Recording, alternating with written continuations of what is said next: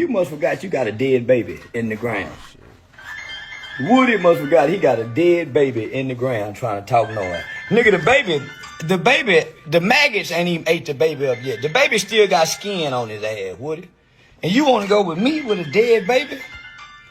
Woody, you want to go with me? I'm gonna make you crash out. You know what? I'm gonna make your bitch ass crash out, nigga. I'm finna talk about that dead baby. Now, didn't you just put a baby in a little box, look like a little shoe box?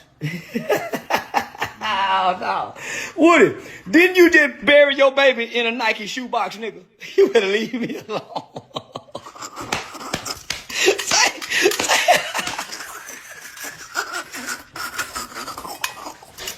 Say, didn't you just put little William in a shoebox, nigga, and put some sand on top of him?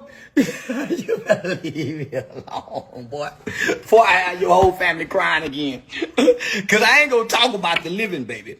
I'm going to talk about the dead baby. I'm going to talk about that baby you can't burp no more. You ain't even get to burp him long. Boy, you were so happy when that baby was born. And then you tried to come online and play like you ready to crash out. Nigga, you were just looking for some sympathy. I'm gonna get you some sympathy now, Woody. I'm gonna get you some motherfucking sympathy, nigga. I'm gonna talk about that baby in that motherfucking shoebox. No, I ain't. I just did, and I'm gonna stop right there. I'm gonna stop right there. This boy got a shoebox, baby. I'm gonna leave the boy alone. They got it. I'm gonna stop. I'm gonna stop right there. They just gave me all my shows back. I'm gonna stop right there. Hey, I could be really mean, but these people they just gave. Ain't no turning back from this. I don't give a about that nigga dead baby.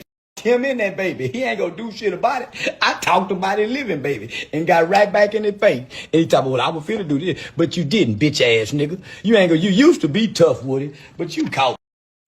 When you went to telling and talking with Thug now. All you YSL niggas is foot ass bitch. You ain't more nigga. I talk about dead babies and living babies. Who want it? Anybody can get it, nigga. You think I'm trying to come back from it? I ain't trying to come back from a motherfucking thing. I keep going above it, nigga. You talking about come back. This video is clearly opinion and commentary, not allegations, not claims of fact. We're breaking down patterns, reactions, and history in hip-hop culture. Now, with that said, when a public figure brings up a deceased child during a diss, that's when things stop being internet loud and start feeling real-world dangerous. Let's walk through the timeline. First, let's set the stage. Charleston White has built a reputation on shock value. He doesn't just troll, he nukes the room, then waits for the reaction. Lil Woody, on the other hand, has been gaining attention tied to street-adjacent conversations, interviews, and commentary that already sit in a sensitive lane. At some point, words get exchanged, energy gets escalated, and instead of staying on adult back and forth, Charleston allegedly brings Lil Woody's deceased baby into the conversation. Again, this is commentary on public reaction, not verification of intent. But culturally, that moment is where everything changes. In hip-hop, and especially in street culture, there are unwritten rules. You can diss a man's music, his credibility, his past, even his character. But children, especially deceased children, are considered off-limits. That's not softness. That's survival logic. History shows us that when someone crosses that line, consequences don't come from comment sections. They come from people who don't care about cameras. And that's why fans are saying, yo, this ain't just trolling anymore. Here's where my opinion comes in heavy. Charleston White operates like the internet is the finish line. But street culture doesn't end at the upload button. You can trend on YouTube today and still be dealing with offline emotions tomorrow. Pain doesn't debate. Grief doesn't argue. And disrespect involving a child doesn't stay theoretical. That's why people are saying this kind of talk could get somebody hurt or killed, not as a threat, but as a pattern we've seen before. Hip-hop history backs this up. Look at hip-hop's past. Serious situations didn't start over money most of the time. They started over disrespect and humiliation.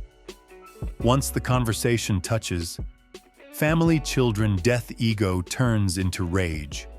Clout turns into retaliation. And it doesn't matter if you say, "I was joking" later. Once that bell is rung, you can't unring it. Why fans are worried? Fans aren't panicking for no reason.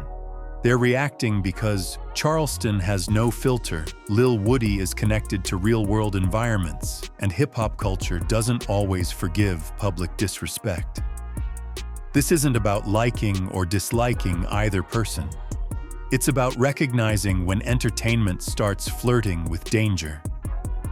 So again, clearly labeled opinion. When deceased children are mentioned in a diss, the situation stops being content and starts becoming volatile. Charleston White might say he's untouchable.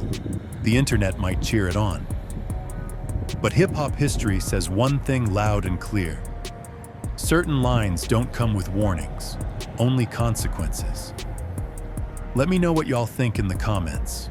Was this just trolling? Or did this go way too far? Do Charleston White have on a dingy pair of Michael Jordan tennis shoes and loves eating church's chicken? Like, subscribe, and stay locked.